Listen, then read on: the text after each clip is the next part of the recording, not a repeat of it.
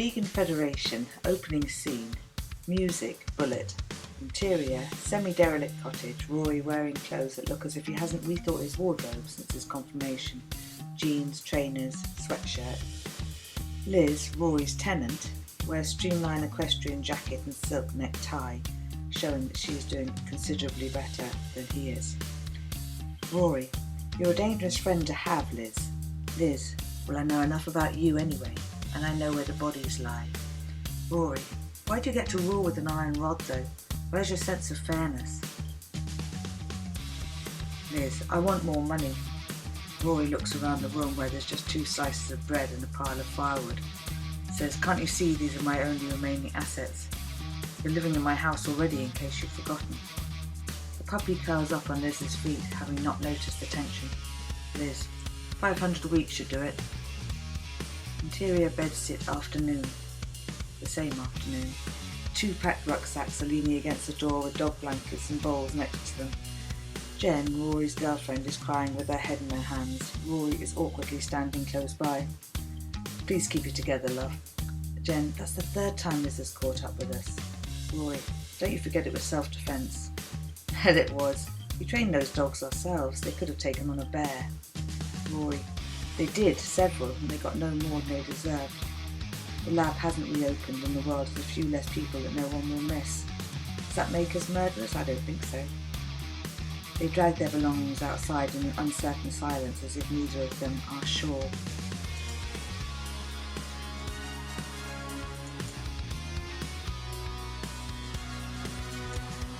Interior, car, dawn. Jenny and Roy are in their old estate wrapped under a duvet. 2 big cups of milky coffee arrive on the bonnet, presented by a kind-looking man, Albert, whose car is idling a few metres away. He's relaxed, but it's obvious that he's hoping to get out of his drive and has found it blocked. Jen, oh no, you deal with it. Roy, thanks very much, we'll move right away. Didn't realise there was a house at the bottom there. Albert, take your time, have some breakfast. Roy, oh no, it's a very kind thought, but we don't take milk and can't have the buttered toast either. Good heavens, what's wrong with you? Well, there's lots of health benefits. We've been like this for years. Like what? Well, the first thing I learnt was that dairy turns cancer on and off like a light bulb. It's because cow's milk is meant only for calves. Thanks for asking, actually. Most people aren't interested and no one's ever before brought us breakfast, so thanks a million. Albert, radical ideas, couldn't do without a decent drop of milk in my tea. It takes all sorts, I suppose. Rory, thank goodness for that. At least you'll enjoy the drinks. I wouldn't want anything wasted. We'll get out of your way, thanks again. Rory gets into the driving seat and Jenny gives Albert a grateful wave from the back. Jenny, you're brilliant. Knowing what to say is like an art form for you. Rory, don't know if it'll protect our identities this time. Even the very basics he called radical. He's bound to remember us. Jen, yeah, but I think he'd not be in a hurry to stitch us up. I think he liked you. Interior, day, small bookmakers, a few televised races going on, and 1 clerk behind the glass. Jenny and Rory are scouring lists of entries in separate newspapers. The mobile rings. Exterior, day, beautiful arena surrounded by grand archways and sculptures. It's Rory's house that Liz has done up with her partner. Liz is standing outside a door enjoying the sunshine in a sheltered swinging seat. Liz, better get that money quick, Rory. Rory, absolutely, Liz, we're on to it. Bank draft will be in the post this afternoon. Cashier, all 3 winners. Jenny, yeah, always. This is how we get by, the horses provide. We make a prior agreement so no one's under any pressure. Old man, good odds if you can get them. Jenny, one of the many benefits of empathy. Interior, car, evening. We're at a roadblock. Garda shining a torch in and the dog's eyes shining back red from the back seat. Garda, what have you got there? Rory, oh, just 2 dogs and their pup. Are they fighting dogs? They don't look in a good way. Do you have a licence for them? They're rescue dogs from the pound.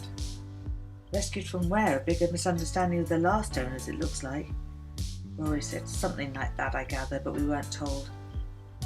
Garda to his colleague, this is the 2nd lot of dogs now already. We had about 10 in that van earlier.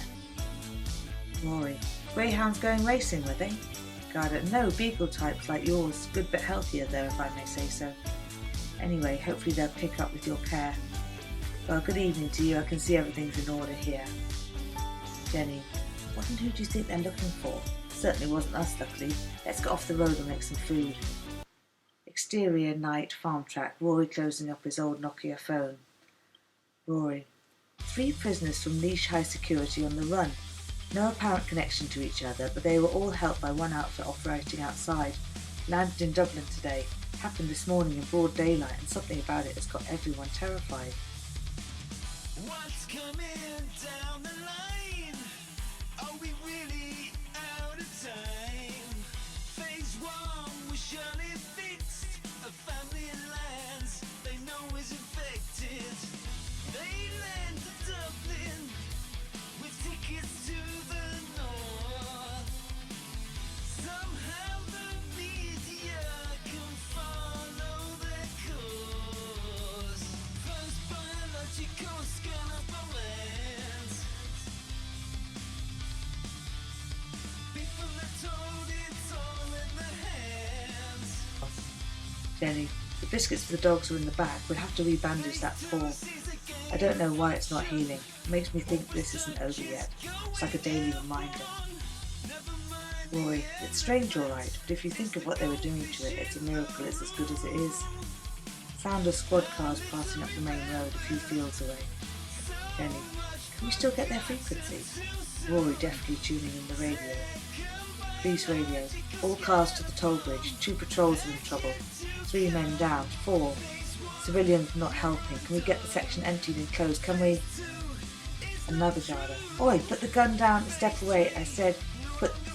There's a crackle of interference. Radio contact's lost, but not just to Rory and Jenny. They can hear the other transmissions, but the scene of the crime is now silent. Rory. Well, that's at least 6 armed Gardaí now unable to even answer a radio alarm. Must be some absolute nutcases on the rampage. Over the repeated calls for a reply, there came a low tone, a voice indescribably menacing. Brady. We have them, all of them. We'll contact you again with our terms for a return. They'll not be alive. You better hope that we contain the contagion. Again the radio went silent. Jenny. Jesus, sounds like animals to me. BSE or anthrax or foot and mouth again. Is this germ warfare? Phase 3 saw a breeding weapon that will live on in us. A minor dysfunction, if that's what you call killing us. Rory, yeah, and here, only up the damn road. Music, Eye of the Storm. Putting the dogs in the car, other animals got inquisitive. Cows jostle on the other side of the hedge, but apart from the moon, the darkness is complete. Jenny, I think we've known each other 4 years now. Rory, fateful night that was. But I bet there weren't many parties like that going on. Do you remember the hotel? I was so worried it might be a stag do. They let us in instead. Jenny, probably the most notorious animal liberation gathering in Ireland ever. Charles River Lab with real Egypts though. And fair enough you with your science degree, but geez me, talk about not checking references. Rory, I don't know. You got your first in chemistry. When you said you were a dog handler, I'm sure they just heard what they wanted to hear. Music, Only Human. Setting in the lab, training the animals, interior night, 4 years earlier. Jen, okay boys and girls, let's see what you can do. And clips of dogs and rabbit, pig, guinea pig, monkey, mouse and rats escaping from cages of contraptions. Rory, you bring a whole new meaning to martial arts.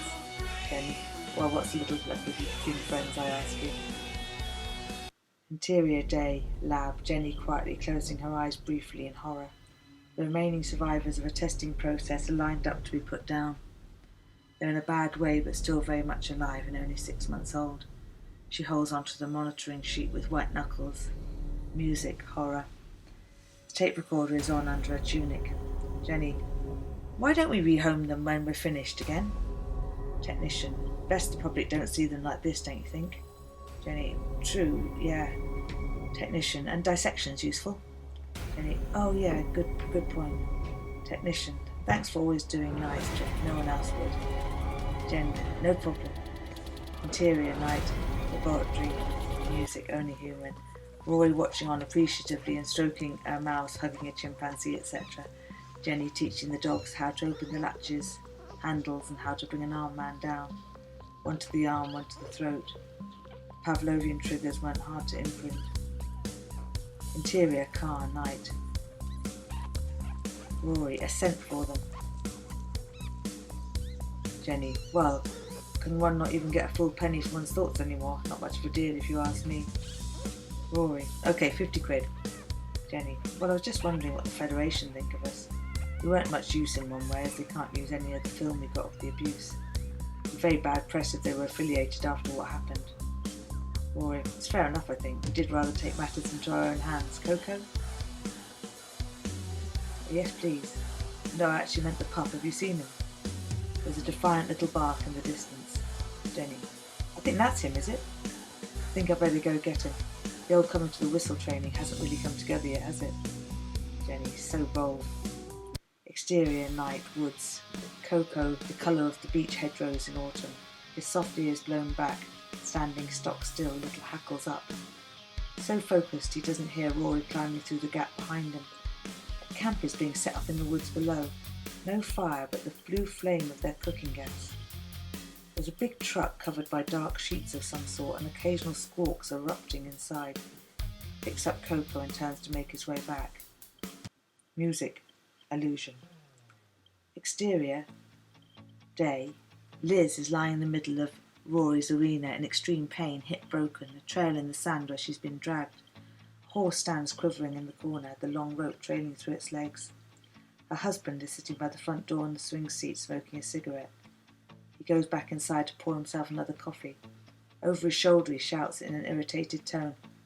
John, oh, for God's sake, get up. Liz is frightened of the horse and her husband. It has been an hour, and only now he comes in to put the horse away. Liz, without a trace of sarcasm. Thanks a lot. Interior day, Liz's bedroom, 2 Gardaí, Bob Brennan and Colin standing by. Bob, you've been stationed here for your own protection. Your husband's a violent man. Liz, oh no, it was the horse that caused the accident. My husband isn't bad. He's just a bit disappointed with everything. Life didn't hold as much for him as he'd hoped. Bob, well, he could have done more to help. Can we ask you why he's been trying to break down this door? Because, to be blunt, it didn't look like he had your best interests at heart then either. Colin, do you know you've been rambling? Talking in your sleep? Delirious? Why would your husband want to shut you up? Bob, I gather you have quite a well-paid job. Liz, what makes you say that? Bob, you said quite a few times 500 a week's not too bad at all. Your husband didn't seem to want you to talk about it. Liz, oh, I'm such a terrible embarrassment to him. I don't know what I was ranting about. Must be the painkillers. Can't feel a thing. Bob let it go and looked back down at his newspaper, but Colin resumed. Colin, what does your son do, Rory? Good of him to bring you in. Liz, my son's not called Rory. Gardaí leave. Liz is asleep again, breathing heavily through the medication. Her face is still agitated. Her husband hasn't come back, but her door is kept locked all the same. Exterior, 4 years ago. Day, windy ridge. Rory's house, swinging seat, remembered by Rory. Rory saying, oh, you love this place. It's so peaceful. It's solar orientated and built using the geometry of Newgrange. You been there? Liz, oh, we'll love it like it was our own. Rory, you're such a nice couple. I'm glad you've got it. England's pretty rough these days, isn't it? We lived there for a time too. And then exterior, later, same day, Yankee's house. Rory, oh no, so the dog found you was theirs? And what happened? Yankee, I rang the number on the collar, an English number, and she said, yes, I know the dog. He was our family dog, and that lowlife that took him was my husband. I imagine you'll find him gallivanting around with that secretary of his, Liz. I think that was her name. Haven't seen him for weeks. Jenny laughing. Whoops, one of the risks of the technological age. All impulse, no deliberation. Interior, car, night. Jenny speaking out loud to the dogs. Jenny, I can't believe they got Rory's house though. No rent to be paid, endless demands for more money for us. So stressful. Let's just close our eyes for a moment. Exterior, car, dawn. Jenny grabbing her jacket and throwing her boots on without even tightening the laces. She's woken up, and Rory hasn't got back. and nor has Coco. Sets off at a run along the lane for about 20 yards before an abrupt stop. Jenny, to the dogs. Where's Rory? Find Coco. Where'd they go? Go on, where'd they go? Exterior, dawn. A thick-set man crammed into Rory's coach, undoing ropes. 2 tents side by side, Rory sitting in his t-shirt, hands tied above his head to some handle of the truck. A tape across his mouth, he's staring straight ahead and looks cold but uninjured. Jenny ties her shoelaces now, tight, straightening her back as she bent over, stretching the length of her body.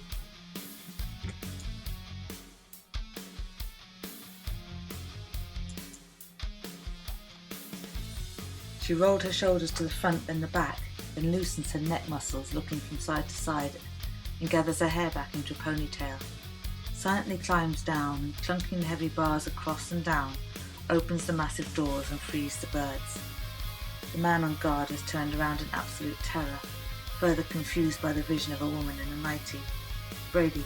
Brian, where the hell are you? No one answers. Jenny, almost chanting, shield them, shield us, from catching anything and from any danger, thank you. Jenny. Infected birds. The land's vulnerable around here. Livestock in fields. What were you thinking? Brady. Jenny. Need my jacket too? Music. Live free. Fight scene. She throws it to him, the jacket, and he instinctively catches it, giving Jenny the moment she needs. She sinks down into the Xing-Yi element known as deep metal and snaps forwards into his face, chopping down on the side of his neck. He grabs her in a bear hug, but she slumps into a dead weight, sliding down inside his awkward grip, just far enough to burst up with fire, a double upward punch. It broke his hold and the blow got him direct to the solar plexus. Her knee met his chin as he went down. She stationed a dog menacingly at his neck to discourage him from getting up and picks up his gun. Rory, sorry about this. Gorgeous outfit, if I may say so. It may help distract these others too. Jen, too risky, I think, fighting the tent. Brute force could easily win out. Rory, what about sending in a bird or two and flushing them out? The jostling flock were already perching on the ridges of one tent and the occupants were fully awake. Rory took over. Rory, we have the site completely enclosed. We don't have contamination-safe clothing for you. We'll endeavour to lower the tents around you and get you back to the station safely. Then we can check you haven't been exposed. There isn't a sound from the tents. Isolation exacerbates the occupants' vulnerability. Rory, do not open your tents or attempt to leave for your own safety.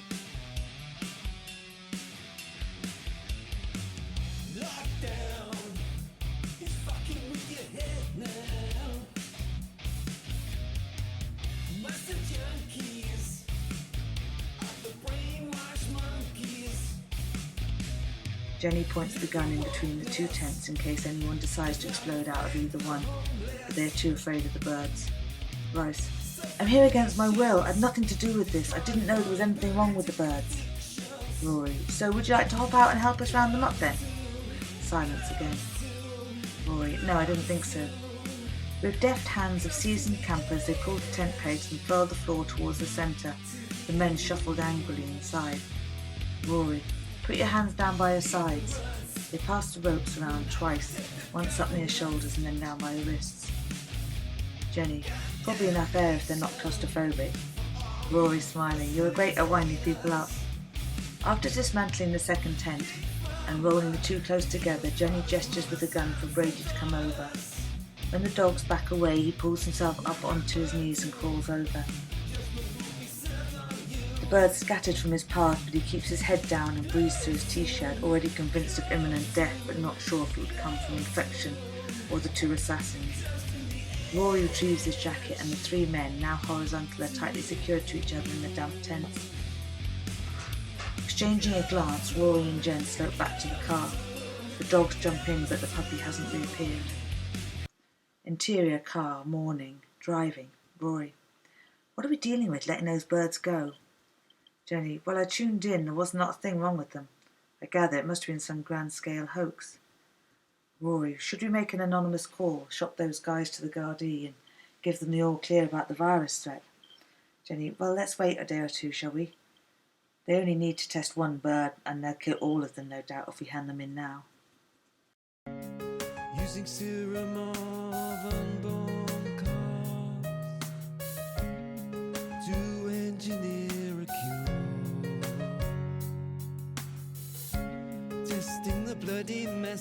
birds who have never seen a nest, with lives you could not endure.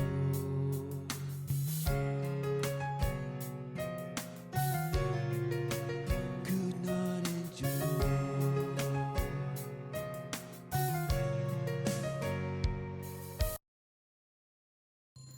Music, ring-a-ding. Interior day, Kirkenigada Station. Bob Brennan and Colin, smart-ass junior, rolls his eyes at Bob's music, sits at a desk with 5 photographs laid out. Bob: so Brady, Rice and Quinn are the leash 3. Goodness knows what they believe and what motivates them. Colin: well, they've got out of jail and they're probably making some money, so there's a strong start. Bob then: but of the other 2 there's little record, both academic, one was a teacher and the other one is a homeowner here in the county. Shouldn't be too hard to find. An email alert flashes up. Colin: oh right, the last 2 are on some wanted list. They know each other from working for a pharmaceutical company. Drug testing expertise is their common denominator. And perhaps killing people. There were some disappearances from the lab. Bob: well, Brady has religious fervour stroke intolerance. Rice has heroin, Quinn alcohol, and these 2 some sort of bubonic plague or some other such grim addition to the nation's plight. Jennifer Walsh and Rory Egan. Another email. Colin reads: all the birds released were healthy. Conclusion suggested crime scene was a hoax, infected load is still on the move. Fear tactic to increase leverage of ransom and diversion tactic to provide a getaway. Prints of all 5 suspects were found on the guns, so approach with caution. Bob: why do they leave their guns? Very decent of them. Music, hands up. Interior car, early evening. Driving along the ridge from Coma. An old Volkswagen Jetta in front is blatantly wandering from one side of the road to the other. Bob: okay, Colin, resist the urge to pull him over. We have other stuff to do. Colin flicking on the siren. What? Bob: he's just an old local pottering home. He's probably only going 500 yards. Bob resignedly eases him out of the squad car. Eases himself out of the squad car and goes to the driver's window. Bob: you alright for drink? Yankee: oh yes, I've probably had enough. Are you offering? No, surely, I've had plenty, thanks. Bob: anything strange? Yankee: nearly everything, son. Take those people in the house up from my farm. They must be raking it in. They've a new horse lorry, new stable. What's that all about? Why would you build stables if you're only renting? How do they make that money? They're never out to work, just messing about with the horses and buying new kit, as far as I can see. I got my land from my da and I've worked hard to keep it. It used to be that people would help, At least come harvest time, but nowadays it's just me. Do you have any idea how old I am? Bob had drifted off for a moment back to the case, but now he dutifully looks at Yankee full in the face with a quizzical expression. Bob: you 70 yet? Yankee: I am, son, 70 this year. Bob: yep, I'm nearly 60, but maybe you've worked harder than I in those years. Yankee: aye, perhaps. Bob: how did you get the name Yankee? Yankee proudly: I got this name from my last summons for having no tax. Bob: how about we drive you home and you get your car tomorrow? Yankee relaxes, realising he isn't about to be done for anything, and gets his wallet off the dashboard. Bob: every second household looks like they've invested in their own digger. Not exactly picturesque, but industrious at least. Yankee: that's the place I was telling you about. Look at the sand arena, worthy of those Spanish stallions. Don't know whatever happened to poor young Rory. Maybe he did have to sell, but he never did say so. Yankee's farm, orderly approached by chickens. Feathers bustled and their creamy brown wings tucked back. Some continue their scratching in the dirt. Bob: how many have you got? Yankee: 50 on the button. They can actually sort out an agreeable pecking order with up to 90 birds, but 50's enough for this yard. Some of those battery farms keep up to 20,000 together. It must be chaos. There's no life. This lot, though, they look out for each other. I don't want to be a part of this, but then I can't watch on. It's a killing fields for your evening meals. For me there is no justification.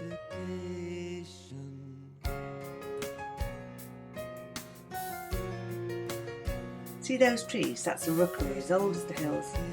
Usually ravens mean the end of domestic poultry, especially for the chicks, but not here. Sometimes it's war, but I'd say the ravens come off worse. Colin. Book him for drunk driving, sir. That'll shut him up. Oh, no, Colin. You don't have to be an asshole all of your life. You could take a chance and just be good. But what about dangerous driving, sir? No. Having no papers is not his first offence. Bob. No, but it may be his last. Let's get on. Yankee. Thanks for the lift. Call in any time. The place is a bit of a mess, but there's always a pot on and usually biscuits. Bob. Now, careful with your smile now.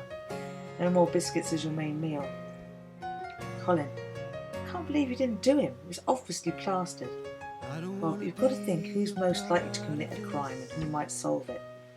I'm no longer hungry like you for answers or justice. That Yankee is the very last person I'd want to charge. Colin, I'm happy as long as you bring a charge. God, let him go. Music, Bright Star, Honor the Dead.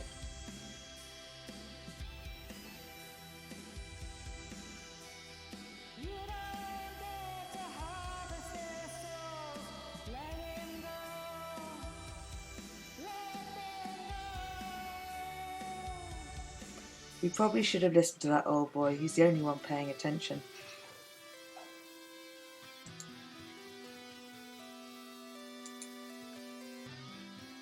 Colin. Untouched by precedents, he observes everything with the steady gaze of a man born in a wilderness and watching it change. Bob. Lord above, where'd you hear that from? Didn't you say that once?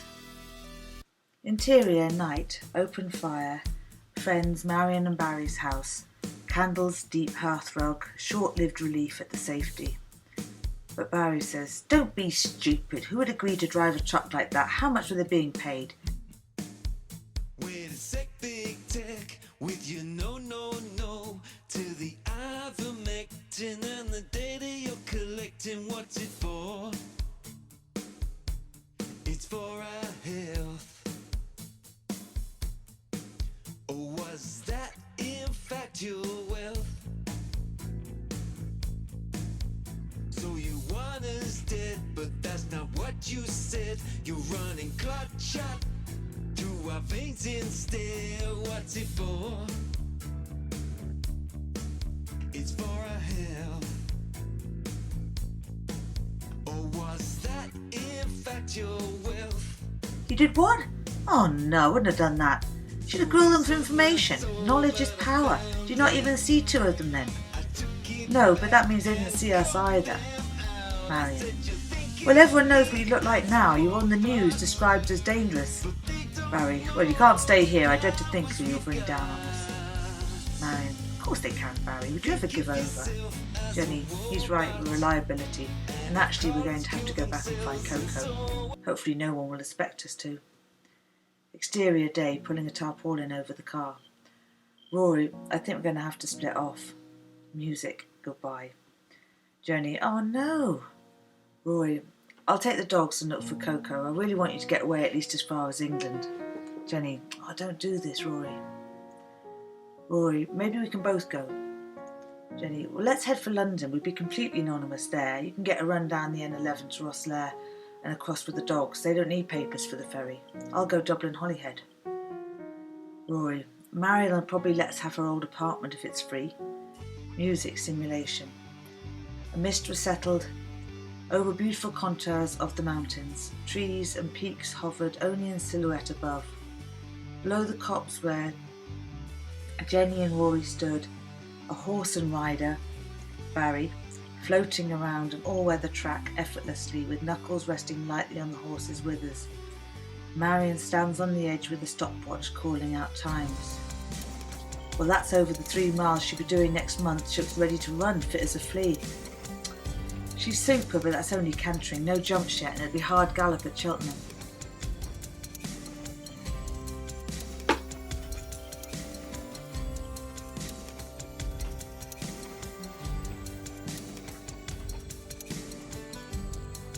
Barry, to Marion. Can I scratch that for you? Marion, can you just look at my shoulder for me? I can't decide if it's sore or itchy, but it's driving me mad. Red raw streaks lattice the skin. Barry gets a fright. Do you know, I've got something like that going on my back as well. I hope the dogs haven't picked up some kind of mange. Extremely unpleasant. Doesn't look like that to me, says Jen. Music, gentle. Come on, Marion, where's your calamine? And can we use your shower before you turf us out?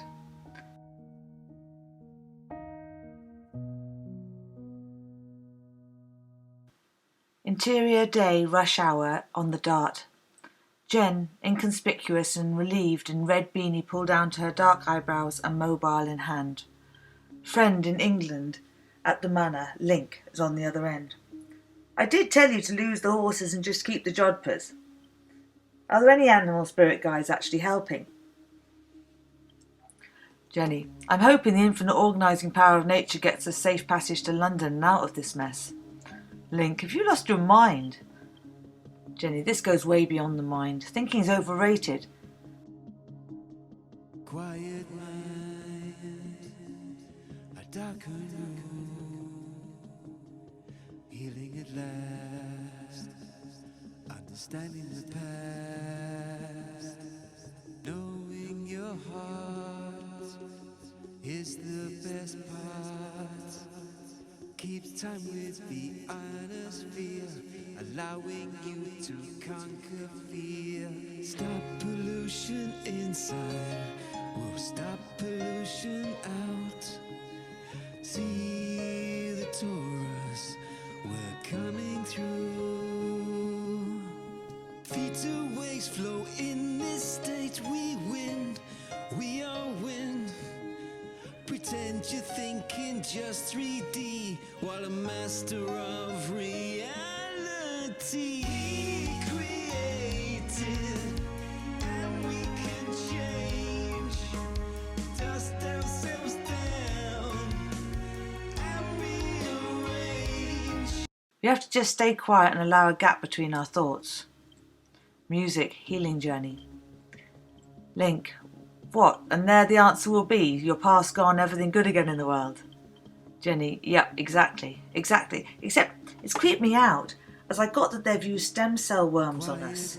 I mean, not me. But anyone who's basically still eating meat seems to be affected. How do they get to them? Is it nano? Damn, I hate technology. Jenny, probably is. Thanks, just you identifying that has stopped the aggravation. Link, that's great. I got a shiver too. Hopefully it's passing. Exterior day, Dunleary Port, scanning 4 lines of motorists for a lorry who might let her jump in and avoid ID checking. O'Brien, unfamiliar, handsome, jumps down from one of the vans and gives her a big wave. Music, consciousness. O'Brien, need a lift? Jenny, winging it. Thanks, yeah, how are you? Goodbye. Oh, good now, thanks. Want a coffee? Jenny, thanks. O'Brien, you must be exhausted. O'Brien heads for the terminal, and Jenny shuffles through the papers on the dashboard for some clue as to who he is and how he knew her. She finds his ticket in the name of O'Brien. Jenny, how is everyone? O'Brien, not too bad at all now. Personally, I'm all the better for seeing you. You always were hot, but time has improved you again, if I may say so. I find myself rather disarmed by that compliment, if I should take it as one. Will you take a look at the dogs, actually, O'Brien says. It's funny how we've ended up in the same field. You're a vet now, aren't you? Jenny, well, of a sort, I suppose. O'Brien, I've slightly sedated them so they won't be frightened for the crossing. Twisting around onto her knees to look through the mesh divide, 10 sleeping beagles lie there, cuddled up. Jenny, God, that's pretty eerie. Kind of giving me a headache. O'Brien, well, it's going to be a rough crossing. Jenny, sounds like you're looking forward to it. You've got a look in your eye. O'Brien, well, what's that then? It was somewhere between amusement and megalomania. O'Brien, do you remember me from training? Jenny, no, but at the same time I can't believe I've forgotten you altogether. O'Brien, I've booked a cabin. You're welcome to... no thanks. Is it alright if I come and find you after, though? Music, which way to go? Exterior, ferry deck, dawn. A steward delivers a bottle of champagne, glass, 3 roses and a vegan club sandwich. Jen's further disarmed. O'Brien finds her watching the white froth of the wake push out from the sides of the boat. Brian, I know you're in some sort of trouble. I'm determined to help if I may. I've arranged for a car to meet you at Birmingham. I'll drop you that far. And the driver will take you to an apartment in London. That's where you're going, isn't it? Jen, did I tell you all that? Anyway, no, between Rory and I think we've enough money for the moment to travel and get set up with the place and all that. Brian, look, I insist. It's a safe place for you, all kitted out. No one else there. You can stay as long as you like, Rory too. Brian raised his eyebrows as he said Rory's name, slightly dismissive, suggesting she could do better, and that better choice would be him. Thanks for the champers, by the way. I feel great now. Brian, you're welcome. He watches the curve of her back as she turns away to lean over the railings once more. She notices him notice. Jenny, do I look out my depth to you? And then realises that she said it out loud. Interior day, Liz's house. Liz. Rory's been getting some very interesting mail. Won't be long till the Gardaí put 2 and 2 together and make 5. Husband. What's that supposed to mean? Liz. Well, how do you manage to be on the attack and the defensive at the same time? Is it for safe measure? Husband. How about you learn to keep your mouth shut? And you're lucky you're getting this. Throwing down a bag of chips and a half-eaten coal bag. And next to a scrunched up 3rd and 4th chip bag on the still bedridden Liz. Liz, but what about the rest of the day, love? Would you bring us some fruit or something to keep you going? Husband, no. Liz, what about the neighbours? Why do you send them away? Husband laughing, mimicking himself. Oh, don't worry about that. I'll get you a cup of tea when you go. Liz, isn't that just mean? I'm actually worried about your mental state, love. It's weakening. How are we going to handle guards if you're getting stressed so easily? Flashback to Liz psyching up husband with a call to his ex-wife. Actually dialed by Liz, but pretending it was his ex who'd made the call. No consequences for Liz because she dropped statements in earshot, singing her husband's praises, inventing several heroic incidents and loudly saying she, the ex, shouldn't have rung and the husband didn't need that abuse. He paces up and down, a huge furrow in his already Neanderthal brow. Eyes dart from giant TV to lavish 3-piece suite, out of place and not bought with declared income. His face tells the story of his escalating paranoia.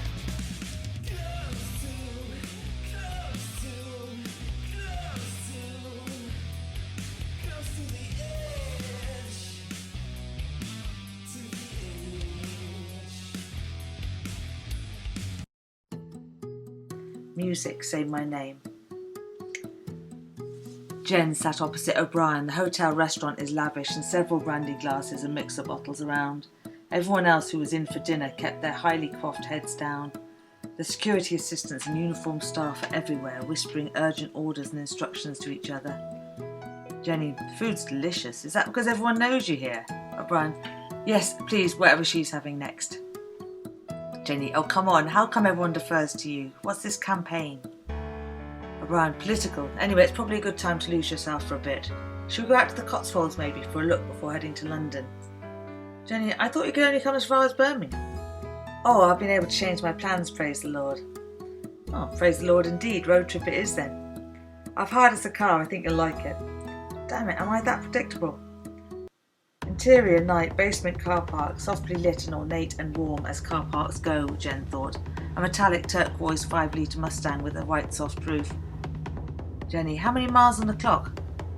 Under 10, I think. O'Brien tucks a rose out of nowhere behind her ear. Jenny said, I'm more of a lily person myself. Lily livered? Surely not. Oh, not that. I could have you for breakfast. Niftily tripping him.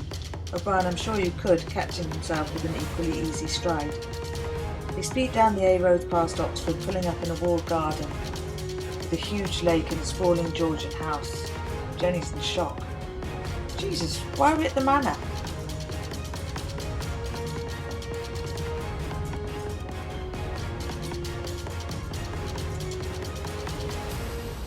Exterior, gate, afternoon, Marian's Maida Vale apartment. Rory hunched, breathing through his scarf to avoid fumes and flying plastic. Rory, I'm downstairs when you're ready, through the transmitter. Marian, I was on the telephone. Rory, don't like visitors much here, do you?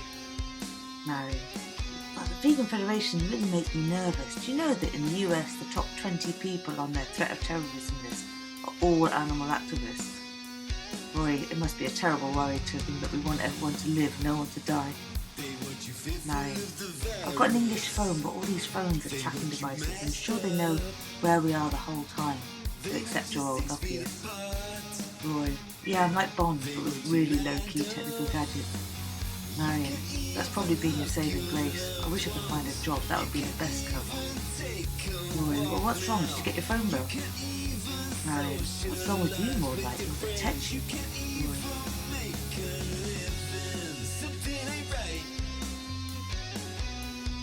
Something's wrong. Something ain't right. 'Cause something's wrong. as soon as I left that building, the attrition on my good mood began. I could easily have swallowed some airborne bit of rubbish. Did you not pass the bakery? Yeah, but I said I wouldn't go in anymore. That's it, isn't abstinence totally overrated? Roy, I don't need to worry about me, you know I've done my time with addiction. Marion, well, I know you got hurt, but then you met Jen. Things are okay there, aren't they? Or she's fractionally worse again. You know she's dreaming of becoming a fruitarian. Something ain't right.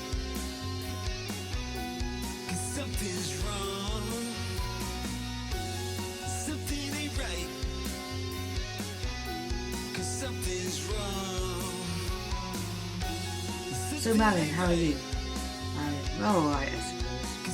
What happened when you were home in Ireland? Oh, I just felt like staying there. No one's been ringing me about any jobs, you know. Or it's as if your credibility as a human being is at stake alongside your general ability to stay going. Marion, and Barry's hard going. He's great with the horses, but pretty horrible with people. Do you remember Jenny saying that I was a dinosaur in a previous existence, and that meant you were probably a labradoodle? Most recent breed ever. All comic behaviour and fluff and no substance or kindness. Boy, what a laugh, but better than the flaky news there maybe from your life in London. Well, for a social scene, it's pretty backstabbing. Oh yeah, there was this one job though. Think of yourself as a robot, and if cars kill themselves, and so what? What's it for? It's for your health. Or was that in fact your wealth? Starting with your heart, it takes you apart, sacrificing the young, annihilating the old. What's it for? It's for your health. Or was that in fact your wealth? So they sold my soul, but I found it. I took it back and called them out. I said, you're thinking of me as a robot, but they don't know the powers we've got. So they Music, sold my robot. soul, but Right. I found it. Caught by their fragile egos, I suppose. Took it back and Very philosophical all of a sudden. Roy, yeah, I'm studying tantric yoga. What? Should we go out to Oxford and see Link at the Manor? Brilliant idea. Do you have spare shades for me? Marion, yeah, even though it is nearly pitch dark. Roy, now we're talking. Marion, wow, something's changed about you. Your clothes are better. Well, thanks for your honesty, implying I was a disaster before. Marion, whether that means you're better in the sack, I don't know. No doubt Jen, you'll tell me in a TMI moment. She's in the Cotswolds, she can't be too far from the manor. Marion, great, Link will get her. You know, I've never tried to educate you on turnout, but I think this new unrecognisable you could keep you out of prison. Interior, car, Marion and Roy. Marion, you don't think it's over the top to put the hood down, do you? Well, a bit dark maybe? Oh, you're right, it'd be a pity to fall ill from the chill and the pose to go completely unnoticed. Roy, thank God for that. I do like fresh air, but 24 hours on the Slattery's coach has left me like an amoeba. No spine, little structure, and sensitive to the wind chill factor. Marion, you're always having a leavening effect on me. Do you reckon we can get there for last orders? Music, second thoughts. Rory, God, is that the Tinder sticks? We'll have a love pack suicide instead. She turns it up and they sing in unison. I've been lying in bed for a week now. Rory feigns quartering himself. Rory, what an opening line. Interior, Link's cottage, the gate lodge of the Manor Studios. He checks again that he's put the cans in the fridge. Seeing the unopened litre of organic almond milk and an array of Tartex vegan pate in the door compartment, he smiles and speaks out loud to himself. Link, they'll love this.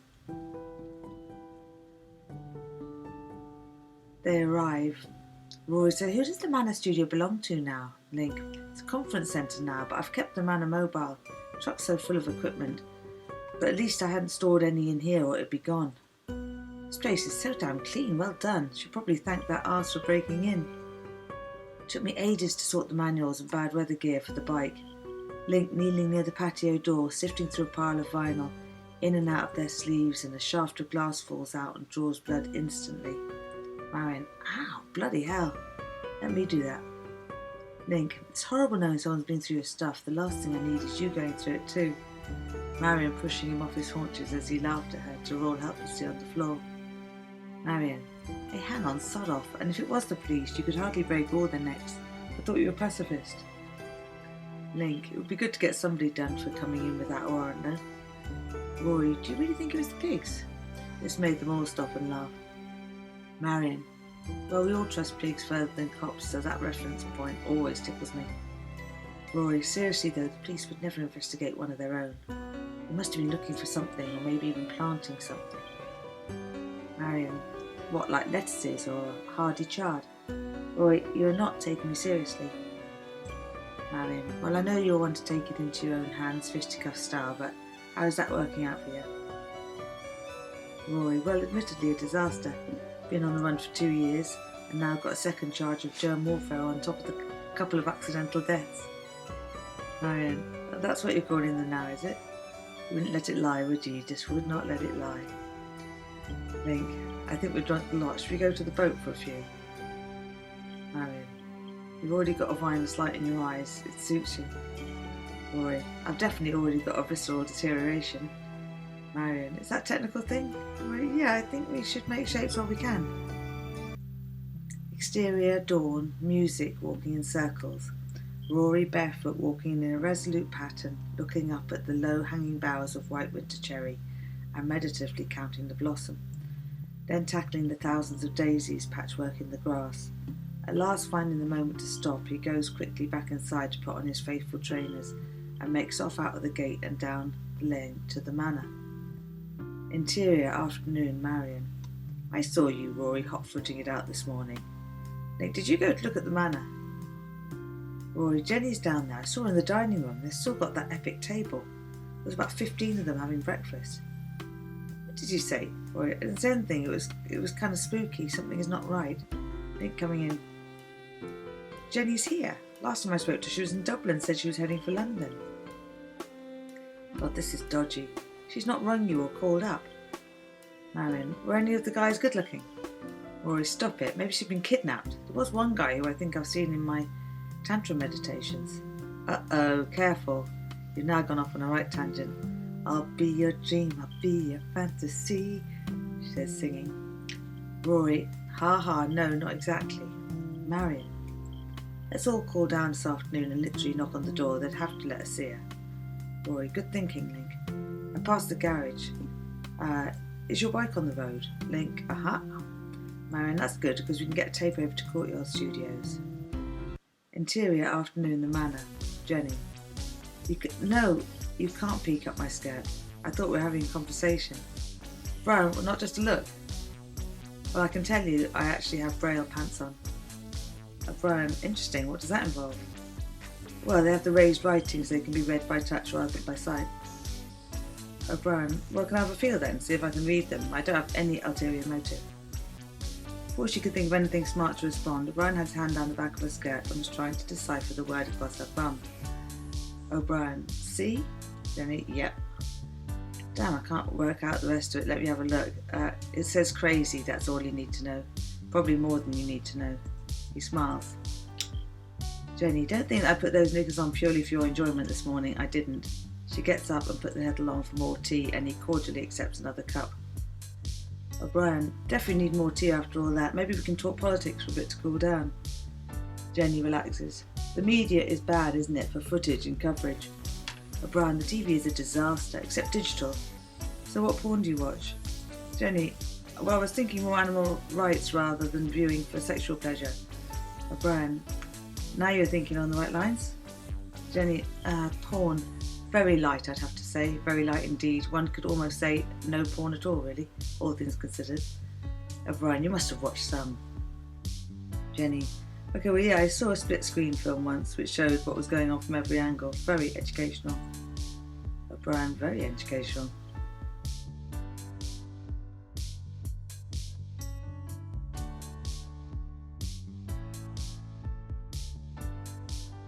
I can't think off the top of my head now how to correct the direction of this conversation. Keep going? Jenny, I would recommend the Tantra workshops though. The one I attended was a full body orgasm training. O'Brien was just quietly looking at her, not smiling now, and so Jenny, blushing, launches into more information now to fill the silence. Yeah, two things really stood out. O'Brien smirked at that. No, but when each person reached the climax, the body movement's the same, a sort of writhing of hips and chest. However, some people were crying out in pain, some weeping with grief, some laughing with joy, and some silent and sort of bliss. I thought that was interesting. O'Brien was nodding now. O'Brien encouraging one, well, what was that? Jenny, well, most people cannot be really present during sex. Pretty early on in proceedings, they're triggered into lust. O'Brien, lust, yes, true. Should we feed the animals before it gets dark? Relieved, Jenny shut up and found some wellies and a massive old MTV Awards jacket to put on in the booth room. They walked past the lake to the stables. They were beautiful stables, every last stone having been restored to its original glory. Cotswold stone was so bright that there seemed to be a magical light around the cluster of buildings. And then the unicorn appeared.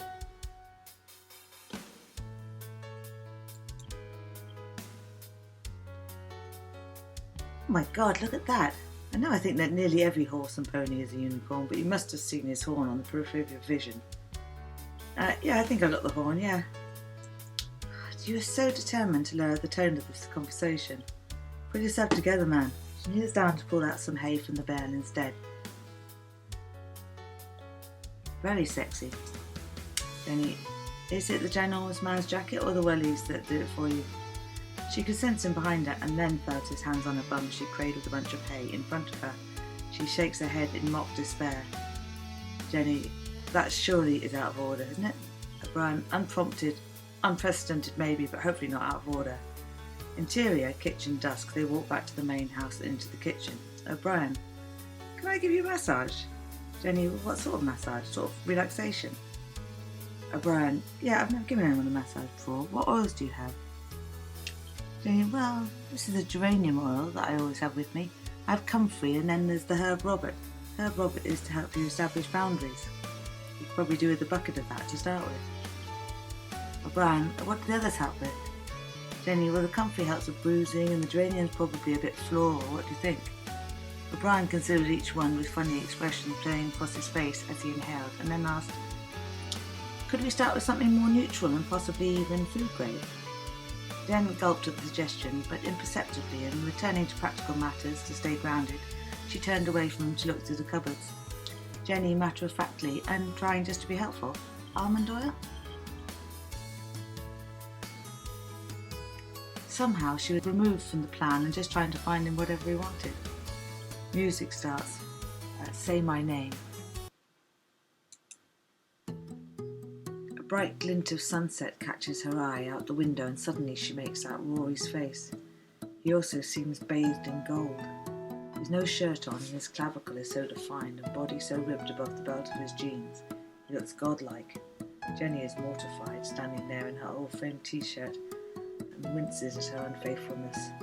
Rory looks unperturbed and meeting her straight in the eye with a sort of authority, mouth, don't do it. Jenny, out loud, no. O'Brien, oh, what's that, honey bun? Rory gives a small wave, sort of a wave, more like a victory sign, or was he giving her the finger? He mouths something else which looks suspiciously like stuff you.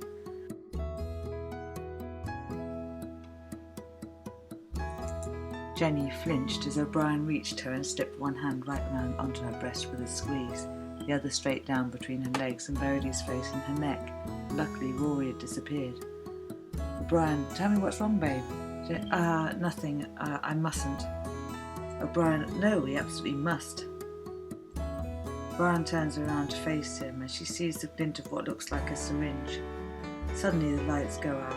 All electricity's gone. The place is plunged into darkness. Suddenly Rory's voice is in her head again. Not stuff you, but staff quarters. Dropping to the ground, she gets away from O'Brien and makes a break for the dining room. It's not the shortest route, but no one at the conference could know the building like she and Rory did. There are 3 doors out of there, one to the outside world, one to the office and stairs, and she goes to the third, as if heading down to the gym and drawing room. Doubling back up the corridor, she is back in her old room, silently locked into the staff quarters. She hears the wonderful refrain she always played there to sleep.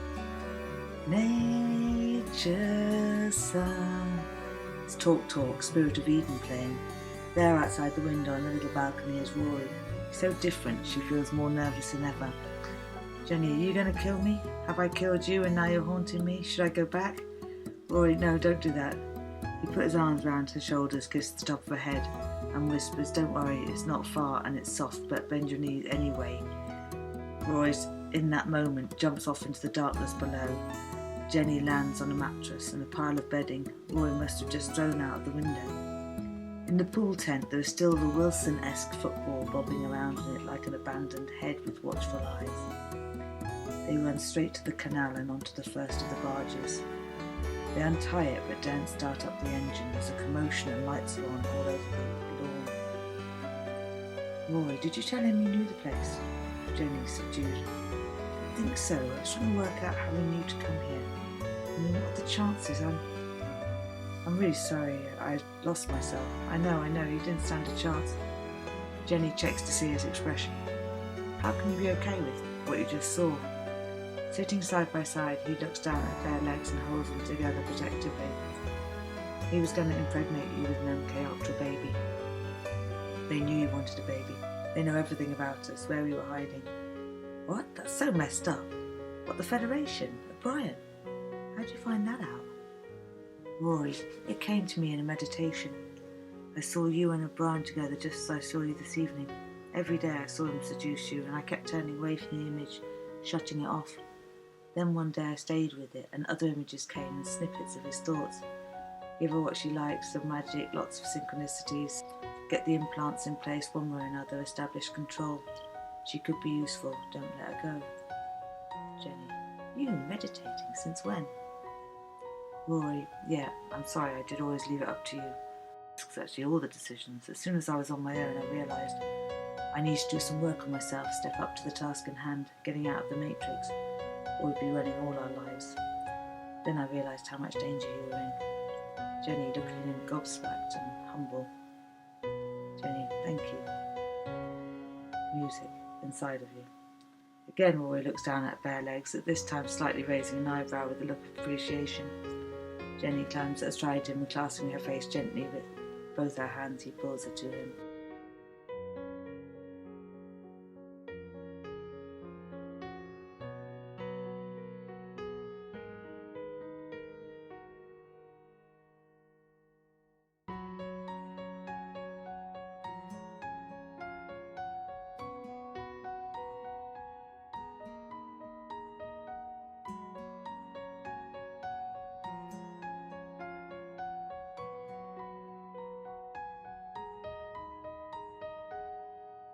Jenny, you came with Marion. Is she alright? Link?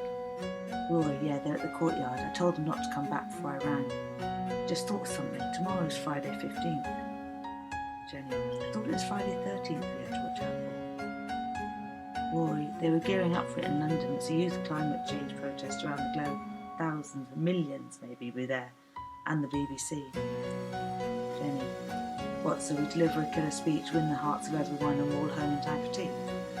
Rory, exactly. Although we haven't actually drifted safely out of Shipton on Sherwood. Jenny, we couldn't make it to London anyway. What about an Oxford March? Is there one? Rory, yeah, and Lincoln bring the man a mobile and record it. Jenny, they'll never let us just walk in there. Literally every animal body parts industry is after us.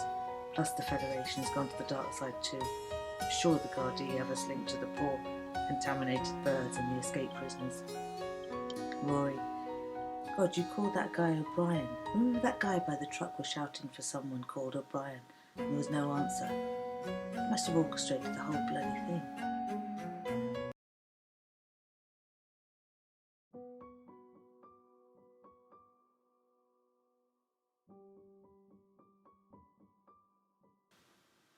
Jenny, I know. What about being so obvious that we can't be arrested? Jamie would lend us horses. He's only in Botley now. Rory, okay, hit me with it. Who's Jamie? Old flame? Serious present-day competition? Please, can he just be an old man with a comely wife of his own and heaps of kids and grandkids? Jenny, kind of old flame, more of a flicker. Rory, oh geez, go on. Jenny, well, date 1 was alright. Said he'd never met anyone he could see himself with forever before. Date 2 had his arms around someone else for a time. Played anti-English songs on the jukebox. Date 3 he drank so much he kind of stood me up just after inviting me out. And date 4, well, next invitation, he sent me a text saying simply and beautifully, I thought, can I ride you? Rory, and what'd you say to that? Jenny, what am I to you, a small pony? Rory, perfect. Any more profound shared moments I need to know about? Jenny, no, I think that's the lot. Good, I want to meet this guy. Exterior music, action 1. Horseback by Carfax Tower, Oxford. Huge crowd of students gathering.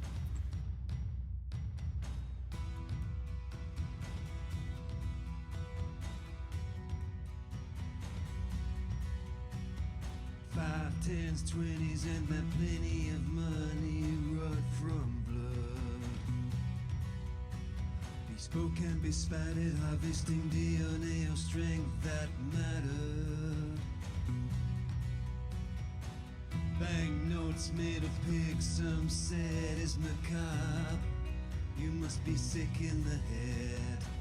But always the quick reply, well, they were already dead.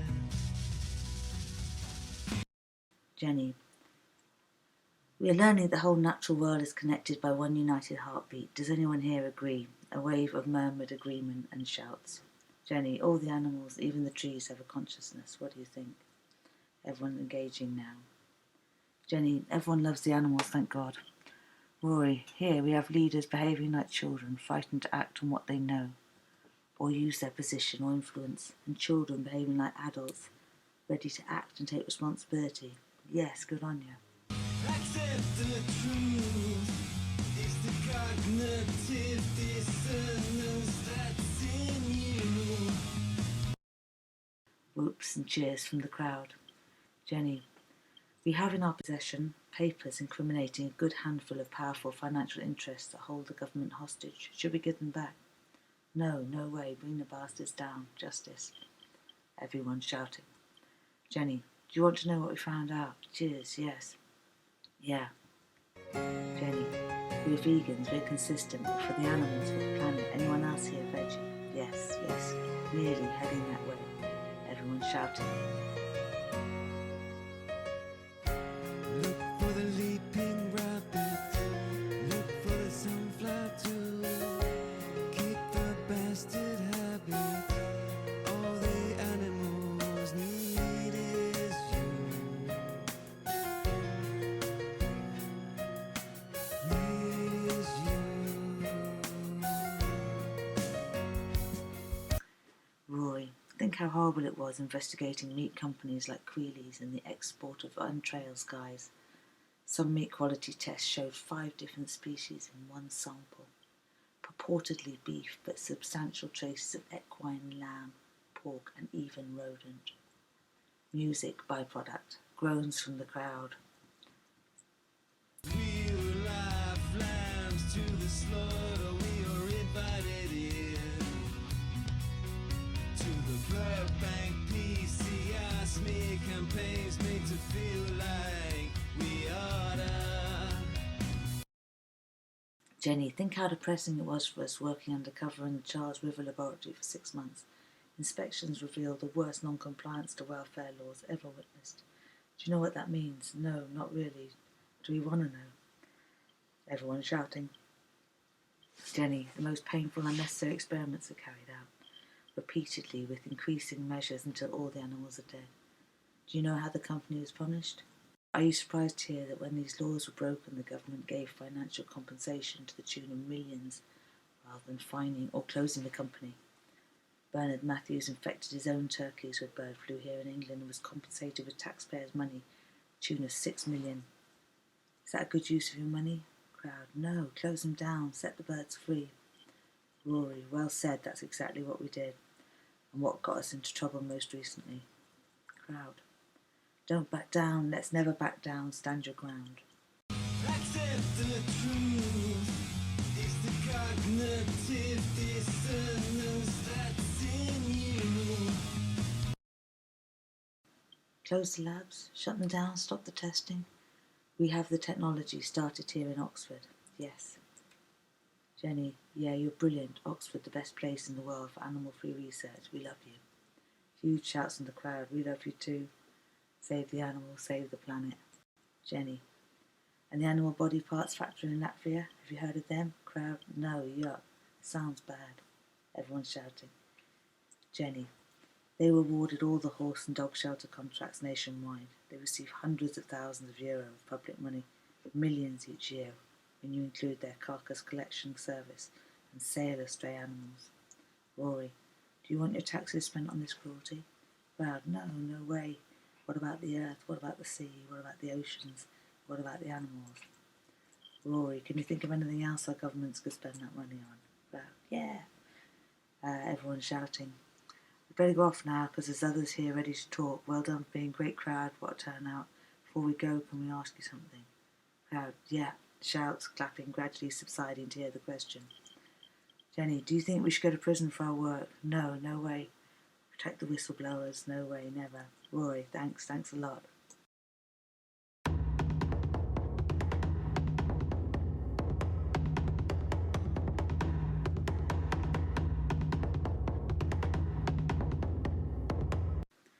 Jenny, well in that case I confirm right here we will never stop campaigning for fairness, peace, compassion. Jamie, placed strategically in the crowd, shouts, where are the papers, where are the reports? Rory, good question. Copies of everything have gone out to government, Europe and the BBC. Jenny, consumers are the greatest activists. It's your choice is define supply and demand. Good rule of thumb, eat nothing with a face. At that, clapping and cheering broke out. Jenny and Rory turn, pass over their microphones to some stewards and glance across at Link in the window of the Manor Mobile studio. He gives a thumbs up. On multiple screens, they can see the speech going viral and being aired around the globe.